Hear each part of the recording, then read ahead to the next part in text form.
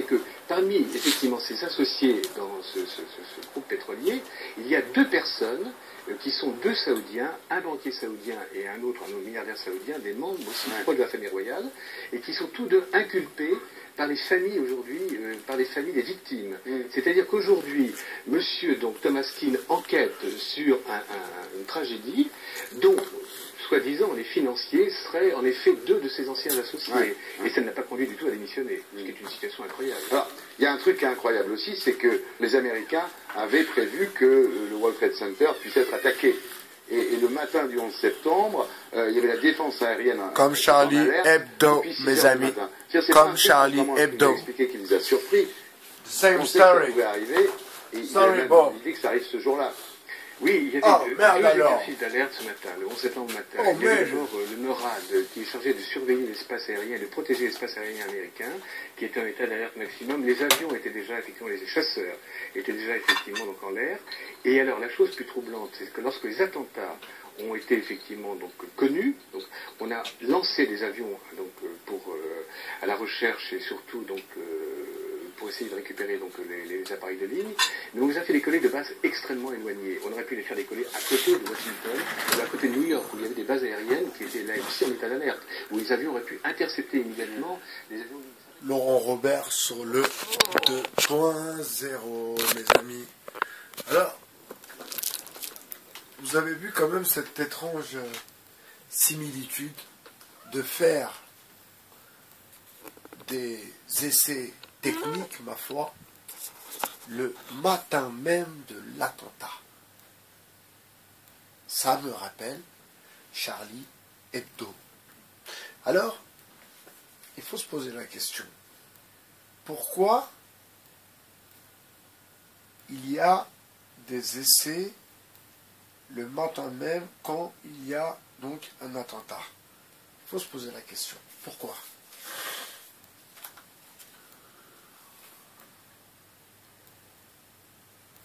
Eh bien, parce que nous sommes en train de tout réorganiser. Ils sont en train de tout replanifier. Donc, il peut y avoir un coup de téléphone qui ne passe pas, il peut y avoir une mauvaise entente. Mais non, parce qu'on est en train de jouer quelque part. Vous comprenez? Donc, bon, ma foi, on peut se tromper. On est en train d'essayer. Comme je vous disais, d'ailleurs, vous savez, dans la police, la gendarmerie, il y a aussi une classe, dans la classe, ok? Donc il y a des policiers qui sont avertis quand il y a un complot, d'où la franc-maçonnerie, qui infiltre la police et qui aussi agissent comme une sorte d'agent secret, quelque part.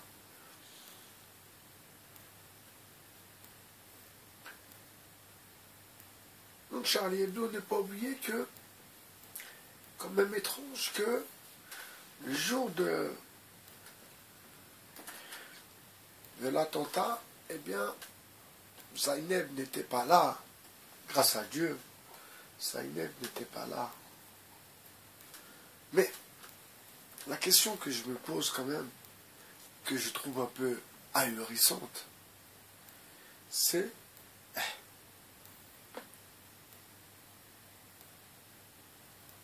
avec un policier en bas qui était toujours en faction, un code à faire, prendre l'ascenseur, hop, arriver là-haut, la salle de rédaction, faire un code, qu'on vous ouvre la porte et vous rentrez.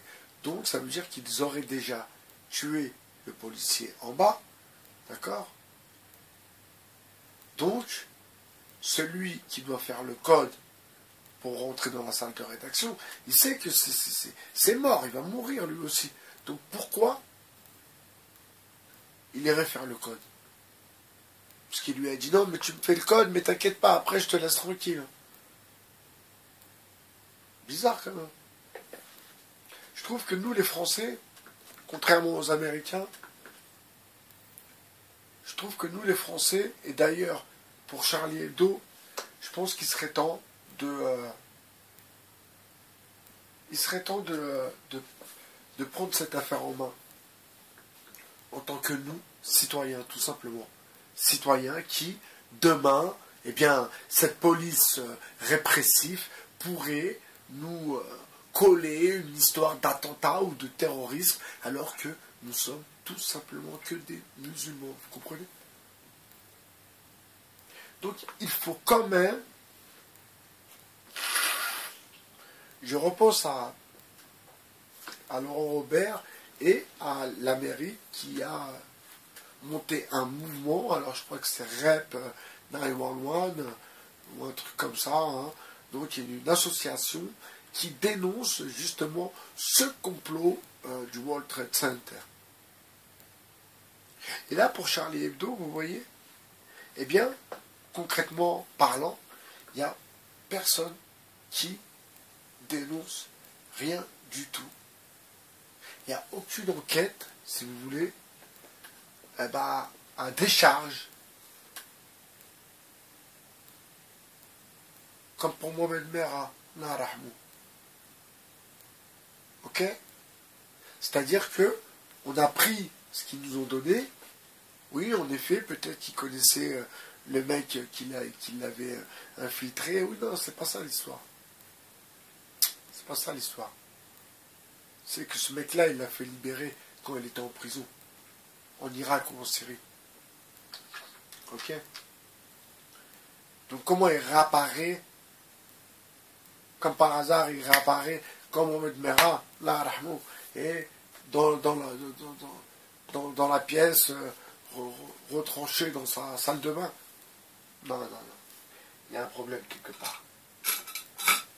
Et je pense que nous devons réclamer la vérité en ce qui concerne le Bataclan, en ce qui concerne l'épicerie cachère, et en ce qui concerne, bien sûr, Mohamed Merah, Hyper Karcher, et ouais, il manque une histoire, ça va me revenir. Donc vraiment, Charlie Hebdo, on doit s'attarder sur ces affaires que l'on veut nous faire avaler de force. On doit accepter et dire oui, je suis Charlie. Oui, mais si tu n'es pas Charlie, vous savez que il y a des élèves qui ont été punis dans les écoles parce qu'ils ont dit nous, on n'est pas Charlie. Ne pas être Charlie, d'ailleurs il y a, comment il s'appelle, un essayiste, un écrivain qui a écrit un livre là-dessus, qui a fait scandale dans la bien-pensante littérature française, n'est-ce pas? Et il a écrit « Moi, je ne suis pas Charlie ». Je vais vous trouver son blaze. Je ne suis pas Charlie. C'est quelqu'un de la diversité en plus. Et c'est bien ce qui... J'ai lu quelques pages, mais non, c'était comment il s'appelle?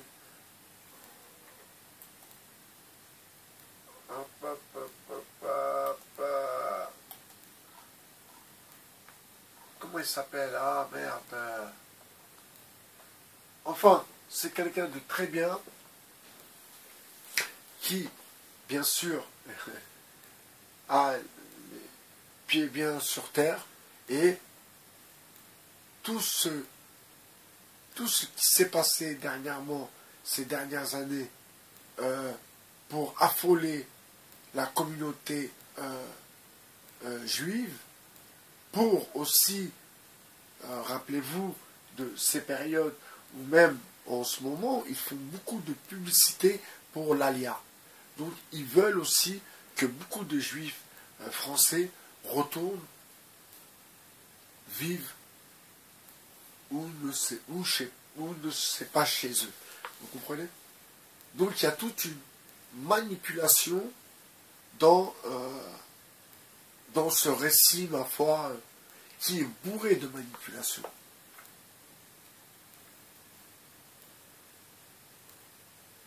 Donc, Charlie, pas Charlie, eh bien, comment il y a eu la manifestation et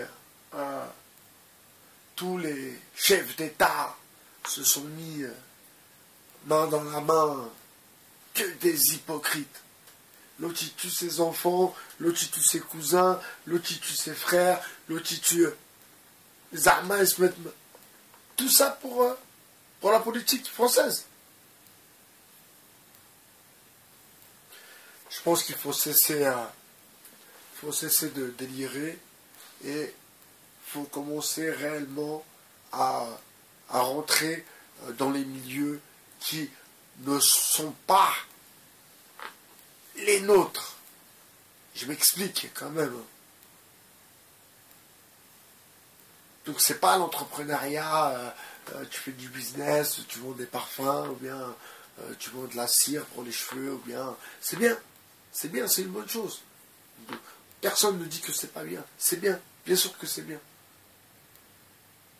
Mais on doit être là sur d'autres terrains aussi. On doit se démarquer sur d'autres terrains.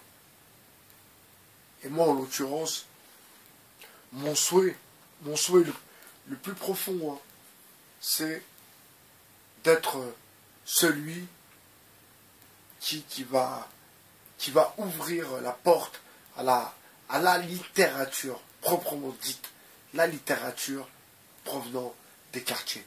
Et pas une littérature aseptisée, non, la littérature qui vous ressemble.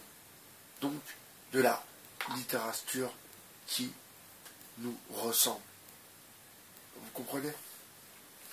Donc vraiment, j'ai hâte de pouvoir au moins commencer avec vous, bien sûr, parce que je sais que si mon travail fonctionne et que, ma foi, les critiques sont bonnes, le livre se vend bien, je sais que vous serez avec moi. Ça, j'en doute pas du tout. J'en doute pas une seconde. Je sais que vous serez avec moi. Et moi, j'ai besoin de vous. J'ai besoin de vous. De votre soutien. J'ai besoin déjà de savoir que vous êtes là, avec moi. Et je ne suis pas un mec de YouTube, patati, patata, les reptiliens, toutes ces conneries. Non, je ne suis pas dans tous les délires de YouTube, je ne suis pas dans ces délires-là. Moi, justement, je veux créer une sorte de relation avec vous qui va être liée avec mon travail d'écriture. Vous comprenez? C'est ça. Donc, j'ai dû un peu parler de moi, raconter un peu des petites histoires pour que vous sachiez un peu plus comment je fonctionne et à quoi j'aspire. Vous comprenez? Je vous souhaite une bonne soirée et je vous dis à très bientôt sur le 2.0. C'était Bye BHR, notre philosophe. Bonsoir.